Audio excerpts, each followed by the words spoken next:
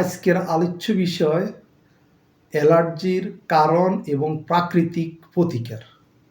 আমরা আমাদের যাদের বারবার হাঁচানি, কাশি, সর্দি, একজিমা এবং ত্বকের নানাবিধ সমস্যা থাকে, তাদের বিষয়ে আজকে কীভাবে আমরা এটার প্রতিকার করতে পারি ওষুধ ছাড়া, সেটা নিয়ে আমরা আলোচনা করব এটার প্রকৃত নির্মূল কিভাবে করা যায় সেই বিষয়ে আমরা সচেতনামূলক কিছু বিষয় বলবো।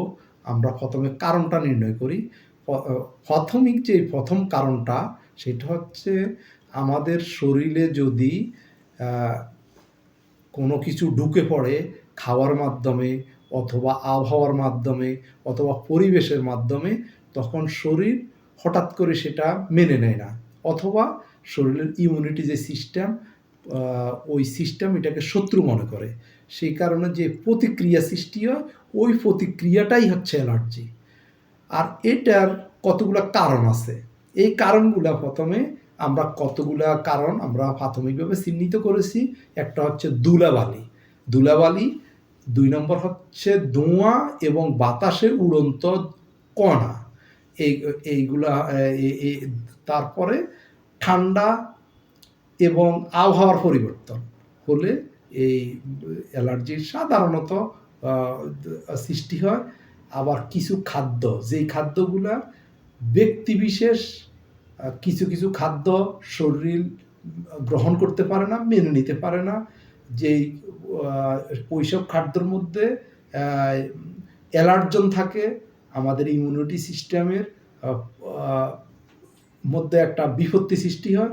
সেই সব অ্যালার্জন, বিশেষ করে আমাদের ওইসব খাদ্য, সব খাদ্যের মধ্যে পুষ্টি, প্রোটিন এইগুলা বেশি, চর্বি বেশি, এইসব খাদ্য খেলে অনেকের অ্যালার্জি দেখা দিতে পারে। আমরা নিয়মিত যেসব পণ্য ব্যবহার করি, যেমন সাবান, শ্যাম্পু, লোশন, বিভিন্ন কসমেটিক, টুথপেস্ট, এইসব রাসায়নিক উপাদানের কারণে আমাদের অ্যালার্জি সৃষ্টি হতে পারে। আরেকটা কমন কারণ সেটা হচ্ছে ফাঙ্গাল ইনফেকশন অথবা ছত্রাক ইনফেকশন।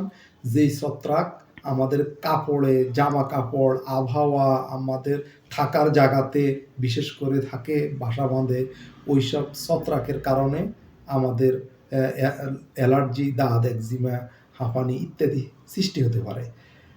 হজমে গণ্ডগোল থাকলে, আমাদের গ্যাস্ট্রিক বা অ্যাসিডিটি থাকলে আমাদের এই অ্যালার্জিটা হবেই। এছাড়া ফ্যাটি লিভার একটা বড় কারণ। লিভারের যে কোনো গণ্ডগোল, লিভার দুর্বল, liver cirrhosis, hepatitis, fatty liver ইত্যাদি কারণে আমাদের অ্যালার্জি হতে পারে। রক্তে চর্বির পরিমাণ বেশি, এটাও অ্যালার্জির জন্য একটা কারণ হতে পারে।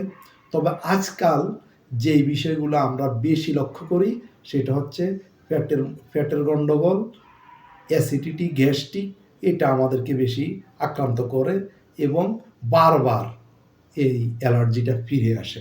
আমরা প্রাথমিকভাবে 11টা কারণ আমরা চিহ্নিত করেছি। এছাড়া আরও অনেক কারণ আছে। আমরা প্রত্যেকটা কারণ ধরে আমরা চিকিৎসা বা কীভাবে ভালো থাকা যায়, অ্যালার্জিটা নির্মূল করা যায়, নিরাময় করা যায়, আমরা কারণ ধরে আমরা একটা চিকিৎসা ফর্মুলা সাজিয়েছি, যেটা ন্যাচারোপ্যাথি এবং হোমিওপ্যাথির মাধ্যমে। এছাড়া আমরা কাউন্সিলের মাধ্যমে লাইফস্টাইল চেঞ্জ করিও আমরা অধিকাংশ অ্যালার্জি নিরাময় করতে পারি।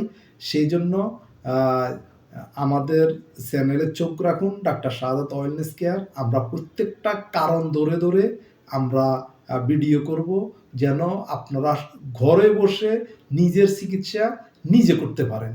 এছাড়া যখন আপনারা নিজেদের চিকিৎসা নিজেরা প্রাকৃতিকভাবেই যখন নিজেরা করতে পারবেন না, তখন আমরা বলবো আপনারা আমাদের চেম্বারে আসেন, আমাদের ক্লিনিকে আসেন।